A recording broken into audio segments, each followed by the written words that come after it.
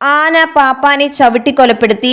ഇടുക്കി ജില്ലയിലെ കല്ലാറിനു സമീപം 60 മൈലിൽ സ്ഥിതി ചെയ്യുന്ന കേരള ഫാം എന്ന ആന സഫാരി കേന്ദ്രത്തിൽ വച്ചാണ് വ്യാഴാഴ്ച വൈകിട്ട് 6:45ഓടെ ആന രണ്ടാം പാപ്പാനെ ചവിട്ടിക്കൊന്നത്.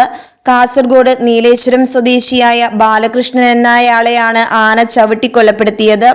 സഫാരി കേന്ദ്രം സന്ദർശിക്കാനെത്തിയ ഒരു വിനോദസഞ്ചാരിയെ ലക്ഷ്മി എന്ന പിടിയാനയുടെ മുകളിലേക്ക് കയറ്റുന്നതിനിടെ അപ്രതീക്ഷിതമായി ആന പ്രകോപിതയാവുകയും പാപ്പാനെ തട്ടി നിലത്തിട്ട് ചവിട്ടി കൊലപ്പെടുത്തുകയുമാണ് ചെയ്തത്.